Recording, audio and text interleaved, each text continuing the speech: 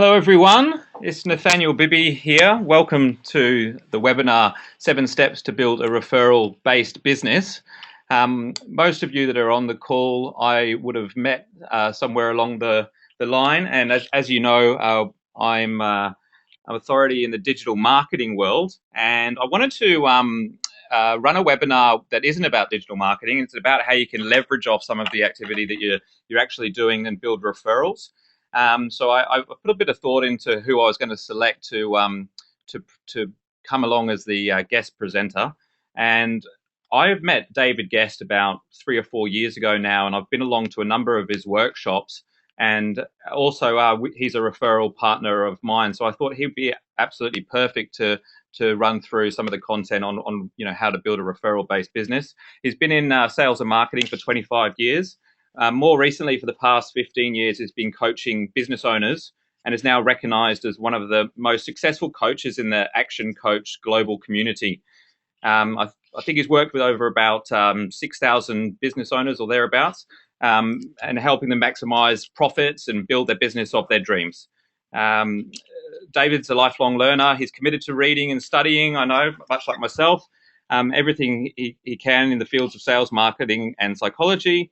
In recent times, he's won several awards, including 2013 Best Global Group Coaching Programs, 2012 Global Marketing Award for innovating and executing successful marketing systems, 2009, 2008, 2007 Best Client Results, and 2008 Best Workshop Presenter.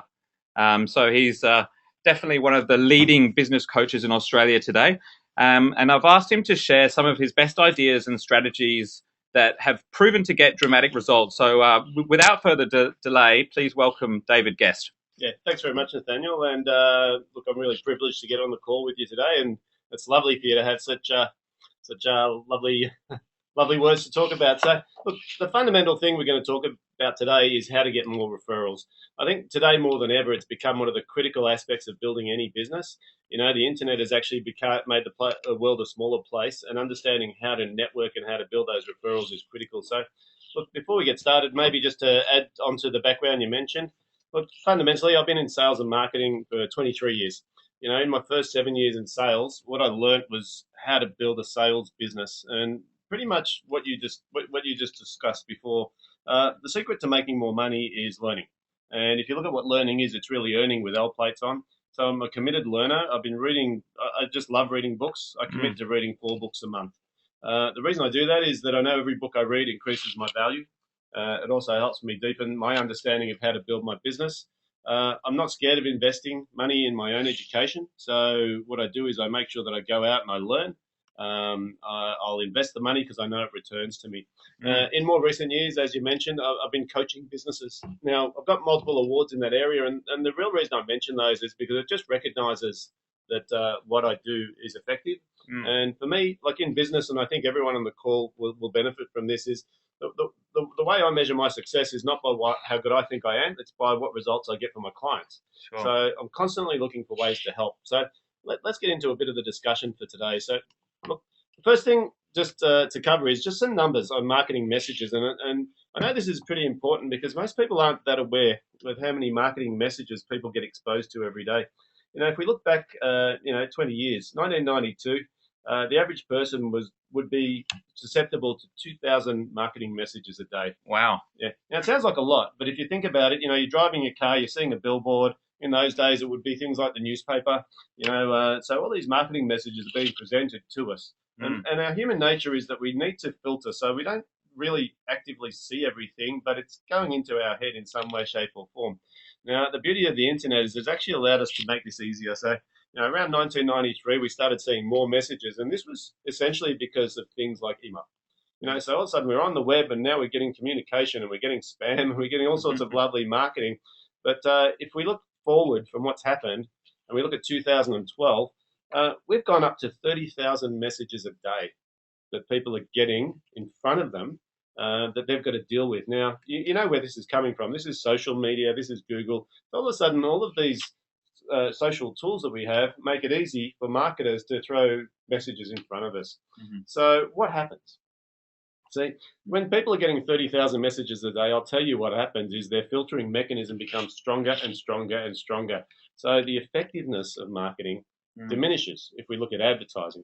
So what do? How do we cope with that as a business when we know that we're getting bombed? Like even ourselves as business owners, you think back, these days the average person wouldn't be shy of getting 50 to 100 emails a day. Most of them are marketing, right? And now we've got tools to manage that, but they're still coming at us. Go back 10, 20 years, if you got 10 emails a day, you were important. Okay, so the messages are growing, they're coming in different ways, and we've got to work out how to deal with them. So one of my favorite topics is building referral systems. And the reason I talk about systems is because often people think referrals are things that you get if you do a good job and someone refers their friend to you, which is fair. And, if you do a good job, you get referrals, true?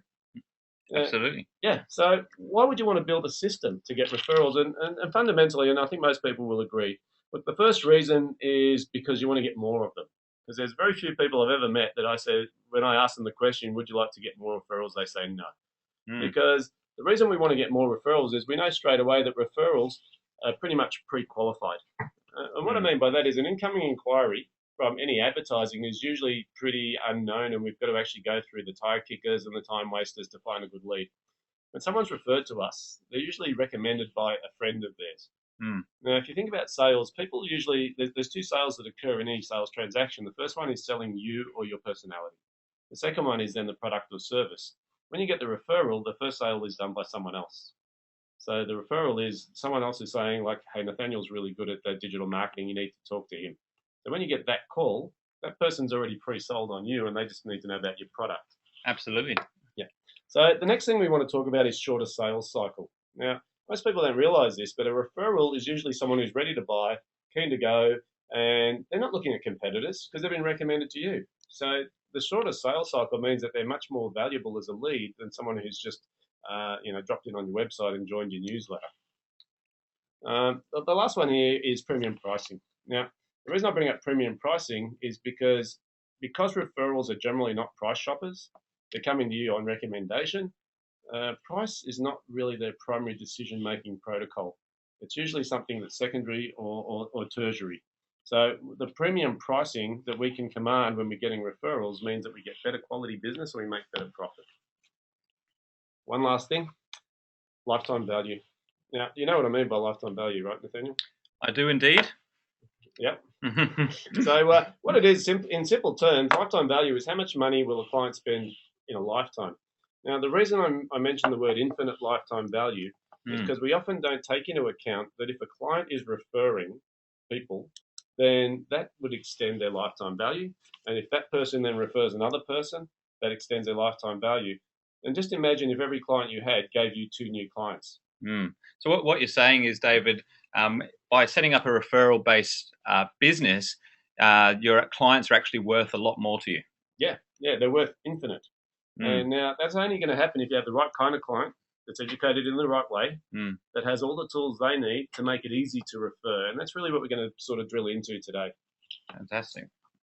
Okay, so a couple of facts around referrals. Here's the first one. Referrals convert in excess of 70%. Now, what I mean by that is if someone's referred to you, your chances of signing the sale is easy. You don't need to have any hard sell techniques to sell a referral. They've come to you pre-sold. So the referral conversion rate is pretty high. We did a survey and we found that 63% of businesses said that half of their business comes from referral. Now, that's pretty normal. A lot of people are like this, especially if you're good at what you do. Generally, most of your business comes from referral. That's an interesting point, because one of the things that I notice out in the marketplace is the biggest problem business owners face is that they actually find it difficult to sell. Yep. So by increasing the percentage of the conversions that occur, you're actually doing them a huge service, because they have a problem dealing with these cold inquiries that come through. And by having a referral system in place, most of the work's actually done for them. Yeah, so what happens is a lot of people don't recognize that you can actually create a system for this. But this is the interesting next statistic, right? 80% of those people that agree that referrals are great and say that most of their business comes from referrals don't have a system. Wow. And the reason they don't have a system is they don't even recognize that you can create one. And the immediate knee-jerk reaction is what? Ask for referrals? And we get fearful of asking for referrals because we don't have a mechanism for getting them. Mm. But I think if you recognise the value of a referral and you recognise that most people love them, well, why wouldn't you build a system to get more of them? Mm. And so let's sort of go into some of the realities before we get into referrals. Here's fact number one: people make referrals because they need to. Now, there's this little part of our brain called the hypothalamus, and I'm going to get a little bit technical, but it's the part of our brain that's in what's called the reptilian brain. And if you think back to sort of cavemen, right, that's our fight or flight mechanism. In there, there's this component that actually is programmed to help other people. Anyone who's done sales training knows that if you ask for help from someone who's a gatekeeper or from a customer, they're generally pretty open to help you because people love to help each other. It's programmed into us.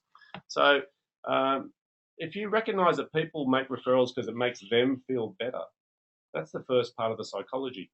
But the other side of this hypothalamus is another fact, which is it also is the fight or flight component, which actually causes us not to refer.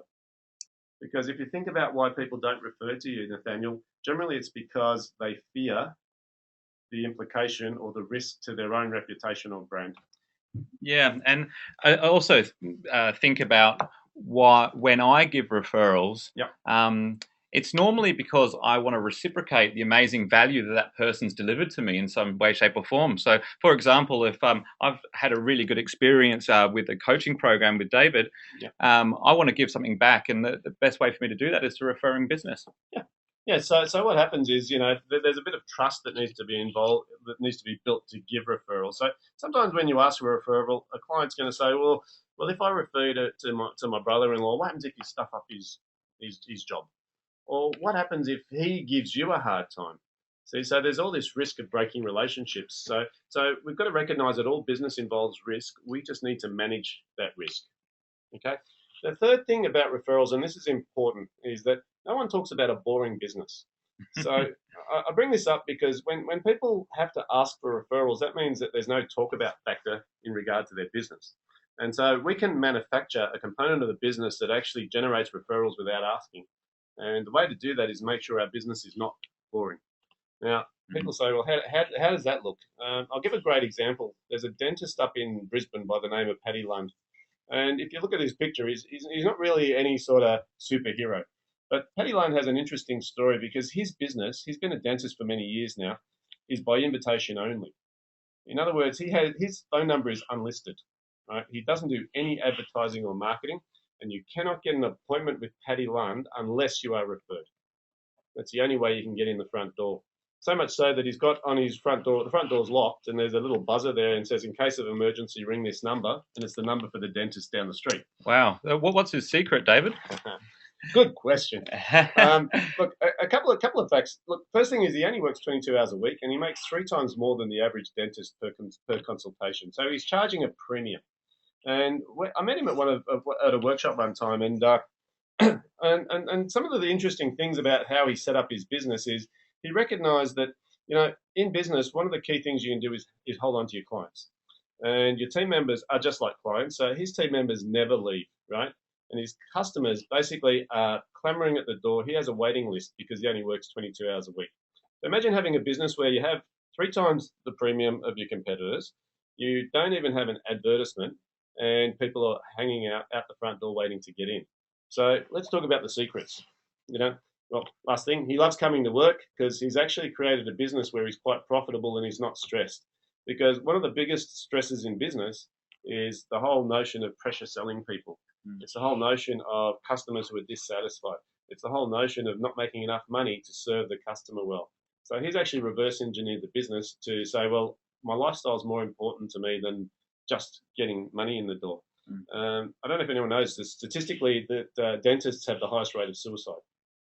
Is that a fact? It's a fact. Wow. And we haven't worked out exactly why, but the belief is that they're so pressured to have these 15-minute appointments, and all they do is inflict pain for a living.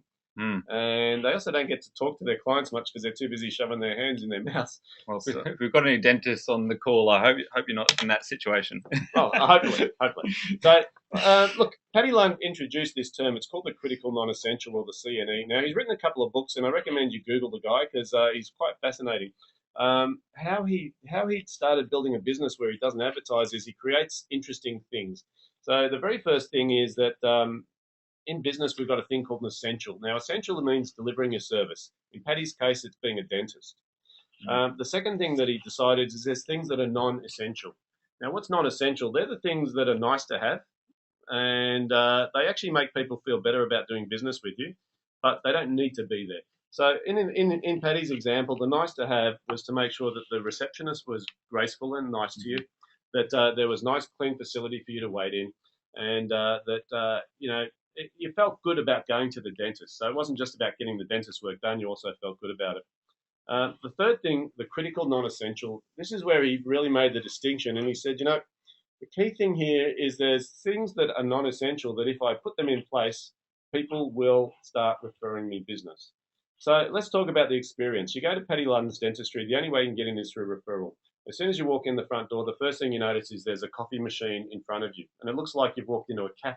So it's not your little coffee machine, it's your sort of big brass coffee machine. Now, why is it there? A couple of reasons. Number one is he loves coffee. But the other reason is that it masks the smell of the chemicals from the dentistry. So when you walk in, you straight away aren't fearful because you know that smell that, you walk in the dentist, all of a sudden you sort of seize up. But the third thing is, and it's an interesting comment that he made, he said, it cost me $10,000 to put that coffee machine in. Wow. And it's plumbed in, so it's a full-on barista coffee machine. And he said, I've got a $40,000 x-ray machine out the back. No one ever asks about the x-ray machine, but everybody talks about the coffee machine. So he put it in there because it's a point of difference. It makes his business interesting, and it gets word of mouth going. Because people don't expect it when they go to the dentist. Yeah. Now he's gone a step further. The other thing you notice when you walk in, he's got a glass oven on the front counter. And what he does is he bakes dental buns. And this is weird, right? You walk in the dentist and all you smell is baked dental buns and coffee. Yeah. And you're going, this is odd. And these dental buns, what he does with these is he packs them into a basket. And at the end of your procedure, he hands you a basket of dental buns. Now, think about that. You're walking out of the dentist and he's got people who are paying triple the price. So they're people who are driving around in Porsches and Lamborghinis. They're going to the dentist. They're walking out with a little basket full of dental buns. What are they going to do with these things? They go back to the office with these dental buns. It's got a little label on it saying, with compliments of your happiness-centered dentist. And they drop them on the counter at work, and people go, what are these? And he says, the person who's had the operation or the procedure says, they're dental buns. I got them from my dentist. Your dentist? Yeah, they're sugar-free, of course. Yeah. Right? and so he's worked out that by making his business interesting, people talk about it. So he calls those things critical non-essentials or super critical non-essentials. And he's gone to the point where all of his nurses that work there are trained on how to not only use the coffee machine and how to bake the dental buns, but they also have this tea making ceremony. So when you walk in there and just before you have your consultation, they'll walk in and say, what sort of, would you like a coffee or a tea? If you say tea, they give you a menu. There's 100 different teas on the menu. So when you pick one, the nurse comes back in with a silver tray with a whole tea set, and she'll actually serve you the tea in front of you. So it's not just a plastic cup. Right? She's actually doing the tea pouring in front of you. Now, all of this ceremony is about getting word of mouth. So he's actually worked out the more the experience impresses you, the more likely you're going to go home and talk about it. Okay, so that's a bit of a different approach to getting referrals. Rather than actually going out and asking for them, you're talking about creating that wow factor within your business, which actually has nothing to do with the service that you're delivering. You got it, because people talk about interesting stuff, right?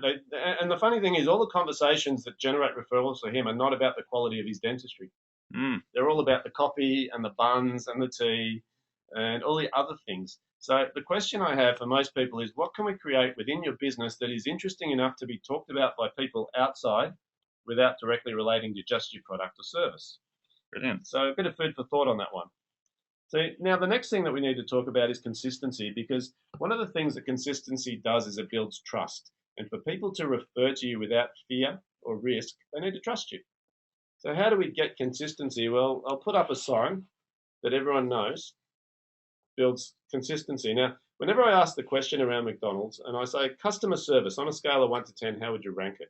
Most people will rank it 8 or 9. And I'll ask the question, why? Not everyone. Some people hate McDonald's. And I ask the question, why would you rank it so high? And typically people say, well, because it's the same wherever you go. Yeah. You can go anywhere in the world and people will go, I'm going to Japan, I'm going to try McDonald's. Why? Just to see if they're any different. And guess what? Surprise, surprise, a Big Mac's a Big Mac. The other thing with McDonald's is it's very attractive to salespeople that are on the road. Why is that? Because they know at 3 p.m. they can go and get lunch, and it's not going to be the scrapings off the bottom of the Bain Marie. It's going to be the exact same burger you got at lunchtime. But you also know that the toilets in McDonald's are clean. You don't have to know which McDonald's store to go to. You know the toilets are cleaned every hour. So this consistency builds trust. Mm-hmm. So people go to McDonald's not because of the quality of the food. They go to McDonald's because they get exactly what they expect every single time. Mm-hmm. Number 5 that we're going to talk about in a little bit more detail is marketing in general. Most people don't realize it's a system. And so when we go for referrals and how to build them, we're going to talk about the system, and that's really where we're going to go to next. So let's get into it. Okay, so the very first part of any referral network or system is people need to know you. Now, how do people get to know you? Well, you've got to think about who your referral, who's going to refer business to you. You know, if I ask people where you get referrals from, the primary answer is normally they say from the customers. Yeah, because people believe referrals come from customers. Now, this is true, right? And if you do a good job, your customers will refer. But there is a limiting factor on this. Do you know what it might be? I think the customer would have a limited number of people that it can send you, perhaps 4 or 5 if you're lucky. Yeah, spot on. So most people say, well, I get referrals from my customer and I can ask, but I can only ask so many times because they only know so many people. So we've got a limiting a limiter on our ability to get referrals if we only look at customers. The second one most people don't think about is suppliers. Now, the reason I bring up suppliers is because it doesn't matter what business you're in, you're probably buying something from someone, and that someone probably knows other people who could use your service. But are you treating them like a customer, even though you're paying them money instead of them giving you money? So suppliers can be a really good source of referrals as well. The third one is your own team. See, most people don't think of their own team as a source of referrals. So how do I make sure my team are out there spruiking my business or my service? Strategic partners is the big one. And I sort of put it up there as small, but strategic partners is really people who are dealing with the same target market that you'd like to be dealing with. Now, I want you to think about this, right? If I'm running a coaching business and my target market is small, medium business, basically anyone who works in that target market, as in accountants, digital marketers, you name it, they're a potential source of so many leads. But the thing I need to do is I need to build that relationship. And really the last one is interest groups, and this is networking. Now, networking is okay. Interest groups is okay, but the key one on this screen is strategic partners. So there's obviously a few components to this which would make strategic partners want to deal with you, because if they're good at what they do, they're not going to want to deal with everybody. So what are some of those key things people need to be mindful of? Yeah, so it's a good question. Look, a strategic partner is basically someone who does have a database that you want to get your teeth into. But the mistake most people make around strategic partners is they're too direct and they try and rape and pillage. And I know I get a number of calls every week from people saying, hey, we should get together and talk about synergy. We'll pay you commission. And we'll pay you commission. And I'm thinking, well, that's really nice, but, you know, it's my client base. I'm protecting it because it's my bread and butter, and I'm not going to go out on a limb. I don't trust you. I don't know you. I don't like you. So how do we build that? So I think what people need to decide is if you're going to build a strategic partner network, the key is not about how much you can get from them. It's how much you can give to them. And I'm talking genuine value here. I'm not talking about, you know, I'll give you $10 for everyone you refer me. Right? I'm talking about helping them get further along in their own business. Because, you know, Robert Kiyosaki actually said this quite well. And he talks about the richest people in the world build their networks and everyone else is just looking for work. So this is a really important equation that people need to understand. The internet has made this more important now than ever. And the comment is that network is your net worth. Because how we measure someone these days is how many people they are connected to. And we can connect with so many people in so many different social media now, like in LinkedIn, in Facebook, in all these areas. And it's not just connecting with them, it's actually adding value to that network. So if we can build that network, that's actually going to translate into value in terms of building our business as well. So it almost gets to a point where it snowballs because the more people you know and have relationships with, the more you can help potential strategic partners. Yeah. And the power of the network now is they're global. You know, we don't need to go and network in a small networking group. We can actually build networks globally using the internet as our conduit. So the next question is, how do I add value to this network? And I also need to recognize something. See, if someone approaches me and says, David, I run an accounting firm, and do any of your clients need a good accountant? My response is, how would I know? Right? I don't ask everyone if they're intimately happy with their accountant and have this little database of leads for every person who knocks on my door. So when we build this network, they're not the kinds of questions we want to ask. What we want to be doing is identifying the network partners that actually have some sort of values matched to us, so they operate in a similar fashion. We believe we can work with this person over a period of time, and then we start looking at ways that we can add value to the relationship, so that we can actually say, how can we help them do their job better, so they get to trust us. It's interesting. I had breakfast with one of my strategic partners this morning, and one of the questions she asked me was, what can I do to help your business?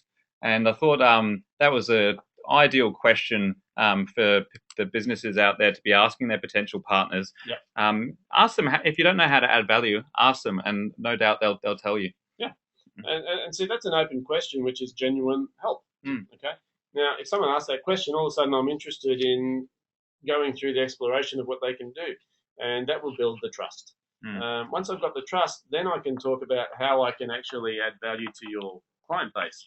Because an interesting thing, and I'll just talk about this briefly, there's a fellow by the name of Chet Holmes, and he wrote a book called, I don't know, look it up on Google, Chet Holmes. I think it's called The Ultimate Sales Machine. But the one thing that stood out to me, he said, at any point in time, only 3% of people in the marketplace are looking to buy your product or service. And he would prove it by, he'd say, imagine you're in a stadium and there's 100,000 people, so you might be down at, Optus Oval. 100,000 people are in your target market. And you ask the question, how many people in this room are right now looking for a digital marketing consultant? 3% of the people will be saying, I'm so glad you called today because that's exactly what I'm looking for. How did you know? Right? Now, that leaves 97% that aren't in buying mode right now. So my question is, if I'm building a network with you and relationship with you, how do I address the other 97%? Well, what we've found is there's another 7% that are open to discussions, but they're not buying right now, which means that we can actually start a conversation with that person, go and see them, maybe send them a proposal or a presentation, but they're not buying today. They're saying we're just thinking about it, or actually they're open. It's this next 30% that we need to start addressing, because there's a lot of people that aren't even thinking about your product or service right now, believe it or not. Right? They've got too many other things to worry about. So how am I going to get their attention? If they're not thinking about it, they're not going to go, yeah, I'm thinking about digital marketing. They're going, no, I'm thinking about how I can pay my bills this week. So how can I add value to that person? And if we keep going down this pyramid, there's 30% that don't think they're interested, and there's 30% that know they're not interested. So if we go to a referral partner and say, do you have any clients who need my service? At best, there's probably 3% that they can think of. And that's if they've had a conversation. The 97% may be in the market or maybe not even thinking about it. How do I engage those people? So this is why we have to ask that question of how do we add value. And I think if you put somebody on the spot like that, where they're giving you a referral because they feel like they have to, quite often they might pick somebody who's not in the 3%. That's right. And what they'll do is they'll refer someone to you that's a time waster. And you have to treat them well, because they have to be, if someone refers a name to you, you have to make sure you look after that person. If you look after that person, they're a time waster, you've just wasted a whole lot of time. So we need to have a mechanism in place where we can deal with people who are at different levels of this pyramid. And if we do that, then what happens is it becomes easier for our partners to refer us. So let's move to the second step of the ladder, which is like, right? Here's a rule, right? People in general will buy from people they like. So once people get to know we exist, we have to start building the relationship, and the like relationship is really important. Now, how you get that is, first of all, you have to be personable, but second of all, you have to add value to the relationship. I found this was an interesting saying from Bob Berg in the book The Go-Giver, and he said, your true worth is determined by how much you give away in value, more than you take in payment. And it's an interesting saying, because I think we talked about it before the call, and you said, the key to a successful partnership is over-delivering. It's really saying, what can I do to go beyond what the partnership expects? Yeah, and with the strategic partners, they don't have to be somebody that's employing your services, but you can still give them value. If you can still offer them advice or help them out when they have a small problem, it'll pay for itself 1,000 times over. Absolutely. So we've got to be constantly looking for how can we add value, how can we give someone more than they're asking, and how can we move just beyond asking for the referral. Because the adding value, going back to Paddy Lunn, giving someone a cup of coffee out of coffee machine doesn't do any benefit to their teeth whatsoever. If anything, it creates more work for him. But the thing is, they're feeling like they're special. They're getting more than they expected. They're paying for the privilege and a premium, but they're being treated like royalty. And that's the key there. So let's talk about the changes that have occurred in marketing. Advertising is dying. If it's not dead already, it's dying. What's happening is 30,000 messages a day in 92. We're already in 94. So just imagine what that is now. That's just getting noisier and noisier and noisier, and we're getting more sophisticated systems to filter that out. Anyone who went to university to learn about marketing, they taught you about the 4 Ps. And the 4 Ps were product, price, place, and promotion. Now, what is that? That's how we used to market. We used to have to find the right product, get the price right, find a location, a place, and sell like crazy. Those all disappeared, hasn't it? Pretty much disappeared. The new world is this, right? We call it new marketing, and it's all about customer service. People want to check you out before they buy. So it's the 4 Cs, and the first one is content. And you'll be a big advocate of this. Content marketing is a revolution. In the old days, you couldn't do it. It was too expensive to print content. So, people would pay for content. You'd buy a book. You'd buy information. These days, most information is available free. When you think about it, when you check your emails in the morning and your finger's on the delete key, what makes you stop and actually not delete someone's email marketing? It's probably because they deliver really good quality content. Yeah. So what we've got to do is make sure that we're constantly building content and delivering it out to the clients. And I know it's hard work, but it's cheaper than advertising. And what it does is it builds our brand, it builds our credibility, and it creates a conversation. Because the next C is context. Now, if we think about what context means, what I'm talking about here is it's not only about blasting people with information, it has to be timed correctly. And, the sophistication of marketing now is that I can set up autoresponders that can respond to your request. And so if you come to our website and you click on sales, what I can do is use that trigger to make sure you're only getting information on sales and you're not getting information on team building. So context is really important, and it's about matching people's buying cycles with the content that you're delivering as well. Technology allows us to do it. We've heard the term big data. People are talking about scary ways of predicting what people are going to buy or want next just by following those patterns. So context is really key. The third one is connection. And we do LinkedIn, we do Facebook, we do Twitter, but we don't really understand what we're doing in a lot of cases. What is connection all about? It's about making sure that we keep that connection open, we start communication, and we don't barrage people with sales information. We give them something that makes them feel like the relationship is of value. Well, that's part of the reason why we're here today, and I've got you along as a guest speaker. Yep. It's important that even though I just look after digital marketing and that side of things, that I give as much value to my networks as possible, so that in the long run I'm going to get referrals and it's going to grow my business. Fantastic, and hats off to you, because I think most people don't recognise this, and they're not really looking for how to add value to their client base. They're looking for ways to cut costs, or how do I get more effective marketing? Well, more effective marketing these days is about content, context, connection, and the last one, which is community. We need to build groups of people, whether they're buying from us or not, that are fans of ours. Because that community is where the referrals are going to come from. And it's a combination of suppliers, it's a combination of strategic partners, customers, past customers, and just interested parties that happen to be, registered for your newsletter or for your blog. Get that community going and let those people actually start building a bit of a following for you. And David, I just thinking as well about some of the people on the call may not actually own their own business necessarily, but they may be in a role where they are dealing with customers. What are some of the things that they can implement immediately to get more referrals from the people that they're selling to? Okay, so really what we need to be thinking about is how can I add value to the people I'm selling to? Start jumping onto Google and doing those Google searches where you what's it called when you can have a keyword search that's permanently sending you information. Google Alert, yeah.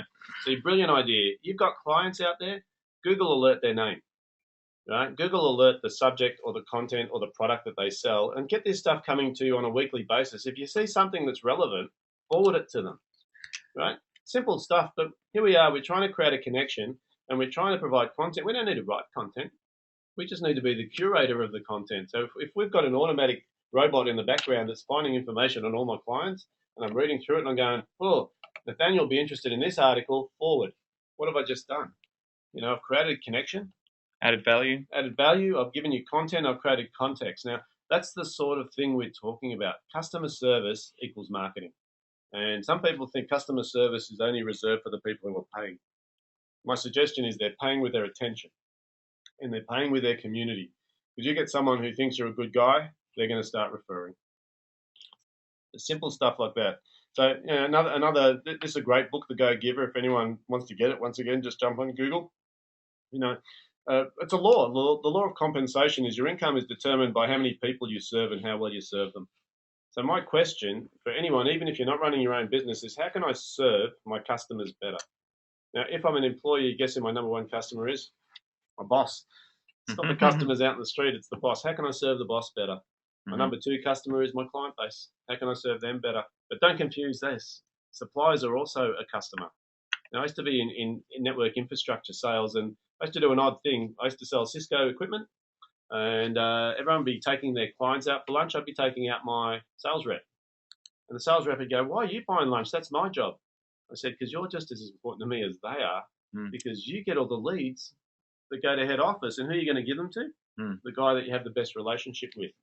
So don't ever neglect suppliers. Sometimes they have way more leads than they can handle, and a lot of these suppliers don't even sell direct. So they don't even know what to do with them. So when someone calls out of the blue saying, hey, I've got your number off the web, and they say, we don't, you have to go to a reseller.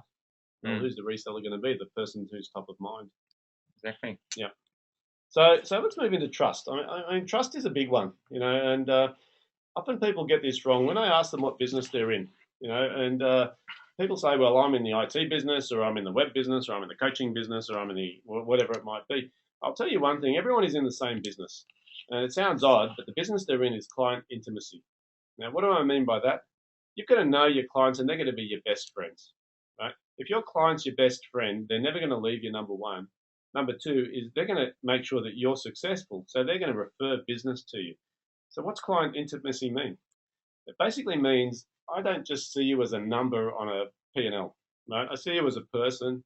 I want to understand a bit about you, your family, your life cycle, your lifestyle, your hobbies, whatever else there is to know about you, because the more intimate our relationship is, the less likely I'm going to lose it. And I see this getting lost a little bit in the marketplace with technology. The tendency is for people to flick off emails and not even pick up the phone, let alone go and see the person. So I think a real key piece of advice would be to actually spend more time face-to-face with your clients as opposed to sending long emails. Yeah, see, don't get me started on emails, right?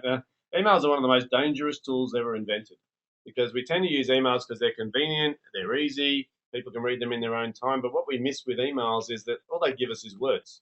They don't give us any tonality, and they don't give us any body language. So how often have you had an email misunderstood? And 3 simple words in an email can be blown out of proportion because the person on the other end is reading from a different context.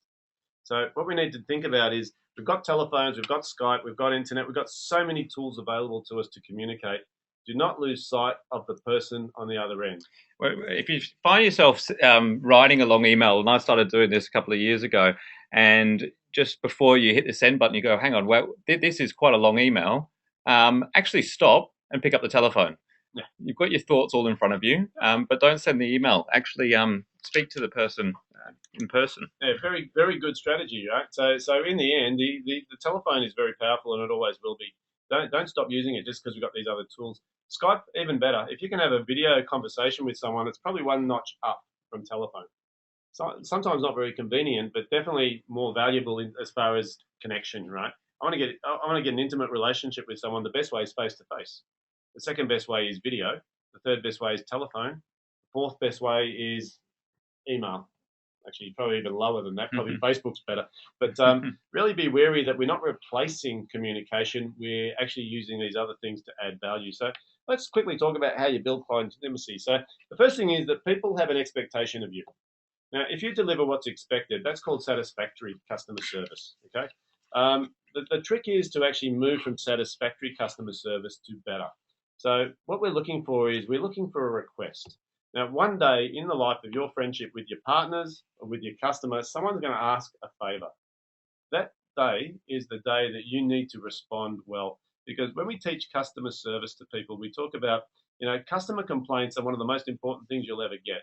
Because if people don't complain, that means they don't care, right? So when they do complain, they're actually respecting you by actually bothering. So don't treat it as a negative, treat it as a positive. They're asking for help or advice, or they're complaining because they're not happy. Embrace it.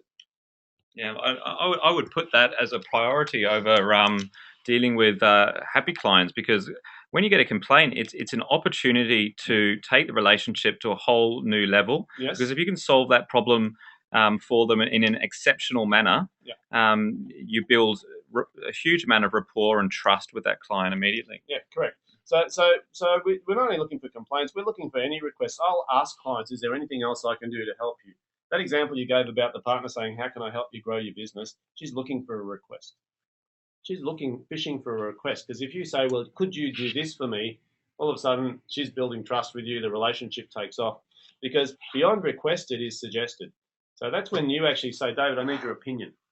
Now, when you're asking for my opinion, the relationship's going through the roof. Our intimacy is just going crazy. Now, the last word here, lagniappe, most people would have not heard this word. If you're near Google, you can jump online and find out what it is. I'll save you the trouble. Lagniappe means surprise and delight. And what this is about is this is where I'm starting to give people unexpected things. Often we talk about, referral partners, and someone says, oh, I'll give you $10 if you give me a referral. Now, that's expected. Right? And what you're doing is you're trivializing the relationship by trying to buy my friendship. Just an example just sprung to mind. One of the most successful and award-winning real estate agents in South Australia, a good friend of mine, sells somewhere around the order of 15, 16 properties a month. Yep. And he drives around with a box full of Moet champagne in the boot of his car. Beautiful. And every time he signs up a listing, he gives the homeowner a bottle of champagne. So he's caught on to this, and it's obviously working to him to the point where he's the most successful real estate agent in actually quite a quiet market at the moment. Yeah, and so what it is, it's not about the champagne; it's about the surprise. So if I say to someone, if you list with me, I'll give you a bottle of champagne, I've just reversed the effectiveness of the gift. So the whole idea of lagniappe is to actually predict how I can delight or surprise a client and do it. So that when they get it, the standard response to lagniappe is, oh, you shouldn't have. It's too much. I didn't expect it. And when you're getting those sorts of responses from clients, you just hit a goal. Because what you've done is you've created the ultimate level of trust and intimacy with that person because you've given them personal gifts that are thoughtful. So be careful about gifts. If you systemize too much on the gifts, if people see it as a contrived thing, if people see it as a manipulation, it works in the absolute opposite of what we'd like. So really, when it comes to trust, it's about building that relationship through connection and through requests, through suggestions, and through having some thoughtful gifts in the end of that. So once we've got the trust, now we've got to get some engagement, and this is really the try component. Now, when we talk about referrals, you need to have an easy entry point. And often people have like a free consultation as the way to try us out, but most people know what a free consultation is. It's a sales pitch. So if it's appropriate for you, fantastic. But what I'd suggest is you need to have some sort of artifact or lead magnet or something that actually people can try you out. So here's an interesting saying: instead of whacking bushes, we need to light candles. Now, what I mean by that is if I hit you up for referrals, you feel pressured. Do you know anyone who needs a business coach? Nathaniel, go, oh, geez, can't think of anyone right now. I'll get back to you. And I can imagine how many people on the call have had that. Can't think of anyone right now, but if I do, I'll let them know that you exist. And you know what that means? That means no. So we need to think about how do we light candles that lead a path to your door. So rather than asking for referrals, I'd say, look, Nathaniel, we're running a referral workshop. Do you know anyone who'd like more referrals in their business? And you go, yeah, well, actually, I do. So I can give you an easy to bite off chunk, which is a non-committal sales pitch. It's actually an education process that adds value to your client base. Okay, Well, it's in my interest to make sure that my referral networks knows how to give referrals. there you go. So even in this very nature of what we're doing today, the whole idea is to add value to the network, to give people something that they would like, not charging anything for it, but giving away the education. That's the content. So every business can do this. You just need to decide what is it that I can create that's of value, that lights a candle, that I can lead a path to my door, so I'm not pressuring people into sales. Because whacking bushes, going out there and really sort of beating people up trying to get leads is desperation, and it doesn't work anymore. People are smarter than that. So then we move into the buy cycle. Now, when we talk about buy, one of my favourite authors is Jan Carlson, who used to run Scandinavian Air. He wrote a book called The Moment of Truth. It's an old book, you can tell by the hairdo. But he made an interesting comment. He said, customer service, there's times when it really counts to impress people. And one of the sayings in this book, he said, when people jump onto our aeroplanes and they open up the coffee table, the drop-down table, if they see a coffee stain on that table, what do they think about how we service our motors and our aeroplane? So he's very big on moments of truth. Now, I want you to think about this. In your business, there's moments when people evaluate your service, your product, and it's not necessarily the service or the product, it's something else. It could be you showing up late to an appointment. It could be you giving them a proposal that's got a coffee stain on it. Little things like that are a negative.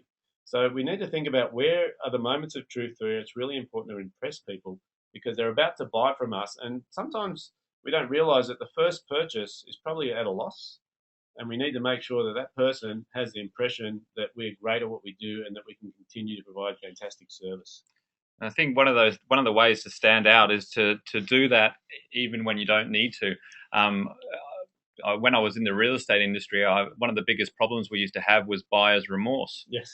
And I found that if you give value immediately after the transaction, that would actually lead to more referrals than anything I did throughout the transaction. Yeah. So that in car sales they call it the stick letter, and that's the letter that comes out after you've made the decision. Because most people, after making a big purchase, go back and have buyer's remorse. Oh, did I make the right choice? Did I buy the right car? Did I pay too much? And so the best thing we can do is console them. So a little thank you letter, a bottle of champagne, anything like that. What it does is it actually creates that moment. And that's a moment of truth right there. So when people buy, we need to make sure that they not only bought because it's a great value, but we reinforce that value. And that's going to bring up the next step, which is getting repeat business. Because here's some interesting stats, right? People leave, right? Your customers are going to leave you, and there's a number of reasons. The first reason is they're going to die, right? Now, here's one thing we can guarantee. Everyone's going to do it. It's not optional. It's a part of life. But 1% of your clients will leave you because of that reason. So it's not a great deal, and there's not much we can do about that one. The second reason they're going to leave you is that they move, right? They relocate to a different location. They're not in the same suburb as you anymore, or they might move interstate. So 3% are going to leave you for that. The next one is that they actually get sold by a friend. So someone who is your competitor, one of their friends has moved into the game, and now they're feeling obliged to move, not because you didn't do a good job, but because they've got a loyalty to someone else. So we're going to lose those people. That's called attrition. 9% will get sold by a competitor. Yeah. So we don't like that, but it happens, right? As much as you're picking up new clients, your competitors are really doing the same thing. So there's 9%. 14% will basically move away because they're not satisfied with your product or your price anymore. And here's the big one. It's called perceived indifference. And this is why the majority of clients will leave you, 68%. 68% of clients will leave you because they think you don't care anymore. You take them for granted. The old saying, a new broom sweeps clean. People say we've got to get a new supplier because they'll bend over backwards to help us, and that's how we get better customer service. So how do we combat that? Well, it's a difficult one, right? Because if people are going to leave you because of perceived indifference, you need to make sure that you're not dropping the ball. And so I can tell when people are doing this, because if you bend over backwards for a new client, that means you're not providing the same level of service for an existing client. So technically, you should be providing the same level of service all the way through. I'm not saying lower your service at the first instance, just make sure that you're not dropping the ball.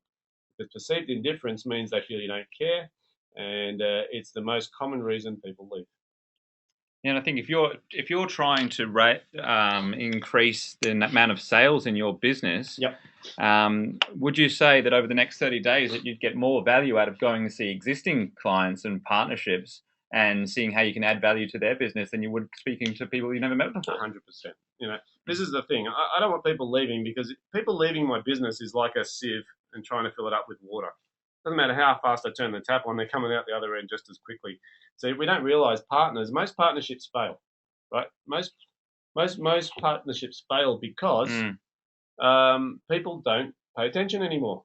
You know what it's like. You meet a partner for the first time, you're both excited. He's got a big database, you've got a big database. Yeah, we should work together. No problem. I'll send you some leads, you send me some leads. What happens with those meetings? Look, might get a couple of referrals, but then it fizzles out. And actually, the best partners that I've had throughout the years are the ones that didn't give me leads immediately. And I think it's because they were careful with who they referred their client base to. So ultimately, the referrals that I did get in the end were good quality ones. Yeah. And so really, the thing with perceived indifference is for a partnership to work, because there's no financial connection. For a good partnership, what it is, it's a trust relationship between two people that are looking to help each other. A bit like a marriage. And so if we use these statistics on a marriage, it actually works out about the same. 1% of your partners in life will leave because they die, 3% move house, 5% buy from a friend. That's a bit nerve-wracking when it comes to marriage. 9% are sold by the competitor, 14% actually think your product's not good anymore. 68% of people will bust up a marriage because they feel like it's vanilla, it's boring.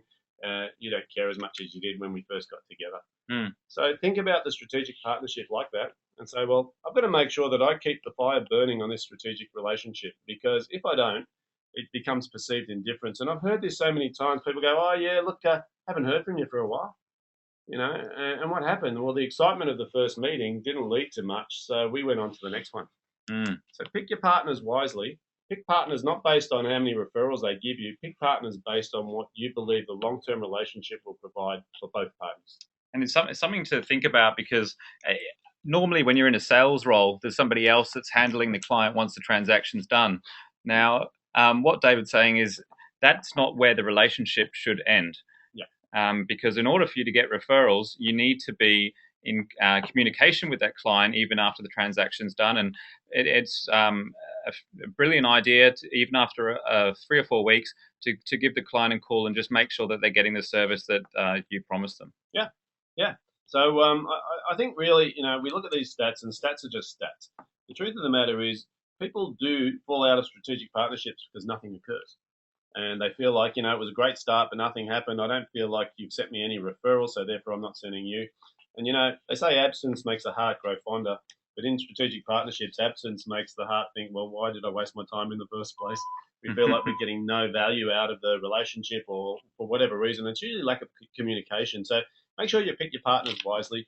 We talk about ideal customers, and often when I'm coaching people, I'll say, look, you got to rank your customers A, B, C, and D. Now, I would do the same with partners and say, look, you've got to rank them the same way. And if we work our way up from the bottom, a D-grade client or a D-grade partner, by definition, is a time waster. That means they cost you more money than they make you. They never produce a result, but they occupy all of your mind space and they're high maintenance. What I'd suggest you got to do is think about those guys as the bottom level. Then you've got your C-grade partner. Now, C-grade partner is basically someone who's quite demanding, and you find that it's, you might get some traction, but you're not really getting anywhere. It always seems to fall in their favor, or make promises that they just don't keep.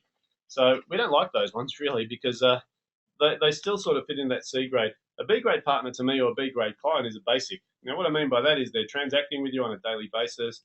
They love your service. They're loyal. But you know what they don't do? They don't refer. So the difference between a B and an A grade client, to me, A is awesome. Now, if you think about an awesome client, they're the ones that not only use your service, they love you to death. They talk about you regardless of whether you've asked them to or not. Now, I don't know anyone in business that doesn't want more A graders. And the rule of thumb is the old 80-20 rule. 20% of our clients are brilliant, 80% of them aren't as effective, and 80% of our income or referrals come from 20% of our clients. So the trick is to identify who your A graders are, not only from a client point of view, but also from a referral partner point of view. I like drawing a line in the middle and saying anything under B, you've got to actually either eliminate or re-educate. Waste of time. Yeah. Because I can push them up, right? First of all, anyone who's a D grader, get them out of your list. Because you've got some D graders, and what they're doing is they're taking up mind space. They're actually making you feel like partnerships don't work. And it's only because they don't know how to do them, or they're not really interested, or they're just pillaging. They're going out and they're just trying to take advantage of every opportunity. Those guys aren't in it for the long term. They usually come and go in a day. You can tell, and this is what you were saying before. Don't expect referrals in the first meeting. Build a relationship and see if it's actually going the right direction. The C graders, we can actually potentially educate those guys. So what I like to do with partners is say, let's go through the process. I get to know you, you get to know me. Let's talk about our goals in business, your goals in business, and see if there's some mutual sort of ground there where we can work together. It's a bit like thinking of your customer base as your sales team. Correct. Yes. So that's what it is, right? And so I had a big interesting distinction a few years back. I had an insurance guy come in and I said, who's your target market? He said, accountants. I said, oh, they buy insurance from me. He goes, no. I said, what do you mean? He goes, none of them buy insurance. Their clients buy insurance. I said, so that's interesting. So your target, your ideal client is a partner who never spends a cent with you. He goes, yep, my whole focus of sales and marketing is to get these guys to refer by providing value to them. Interesting distinction, right? Because we're talking about treating our partners like clients and saying even though they might transact in dollars, the currency of a partner is business or leads. So the same philosophies apply. Now, if we get all this right, we'll get to level 7, which is referrals. Now, I just want to sort of cap off because you'll notice there's all these steps to get referrals. The easy way is to ask. But the more sophisticated way is to build a business that actually generates them automatically. Because I'd rather have referrals coming to me than having to ask all the time. So how do we do that? Well, first thing we need to realize is there's more than enough work out there. We live in the world of abundance, and I use this word, not lightly because it is a bit fluffy for some people. But what I mean by that is I think there's more than enough work for everybody if we're creative in how we go about getting it. And we have to think in terms of, there's so many clients out there that don't even know I exist. And the only thing that stands between me and them is the partner and their relationship with me. Because if they don't trust me, if they don't believe that my product or service adds value to their client base, they're not going to introduce me. If they do introduce me, they're going to do it very cautiously and make sure that I don't, muck things up. So we've got to come from this mindset of abundance that there's more than enough potential clients out there. We just need to find ways of adding value. The attitude of gratitude. Yeah. And it sort of comes down to, and I will use another one of those sort of high-level fluffy words, is you've got to expect referrals. Now, what I mean by that is if you're so good at what you do, everyone should use your service. So if you build your business around, well, it's a no-brainer to use Nathanial for digital marketing. It sort of becomes now, what is your purpose? Well, my purpose is to enable every business with digital marketing and teach them how easy it is to get an abundance of leads through technology. I made that up, but it sounds pretty impressive. But the thing is that passion has to pervade the whole company. Yeah. If people are coming from a place of genuinely wanting to help, then what happens? Referrals will flow.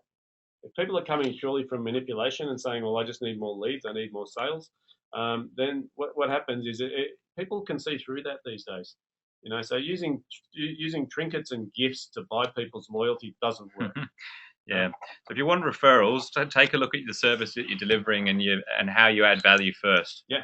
Because if your service is so sort of laden with value, you're doing them a favor, right?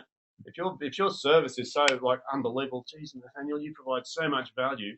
Anyone who joins that sort of membership is feeling like you're doing them a favor. Now, I know it sounds a bit sort of egocentric to do that, but if you build a business based on the premise that you're giving way more than you're charging for, referrals will just flow in the door. So it's a little bit of a nirvana, but it's quite doable, right? It's about creating a process. I've read probably half a dozen books in the area of referrals, and I love them because they always come down to the way to get referrals is not to ask. The way to get referrals is to do customer service really, really well. Yeah. That's definitely a different slant on it, and I'm sure a lot of people on the call were coming expecting us to have some magic form that you put on the back of your contracts or something that's going to instantly get you referrals. But it does start from within the business, so that's very valuable. Yeah, and look, there's just a couple of sort of last words. James Rohn was a famous business philosopher who was around a few years ago. He passed away probably 6 years ago, unfortunately, but I read his books when I was 21, and there's a couple of statements that he made that really stuck out to me. One was, never wish life were easier, wish you were better. And I think what he was referring to here is, what happens outside of you is is beyond your control. What you can control is how you think, what you believe, what you can do. So I think people need to take on board that educating yourself on how to build a referral-based business is a process. You can systemize a lot of the customer service and the service delivery. And if you do it well, the referrals will flow. The second thing he said was work harder on yourself than you do on your job.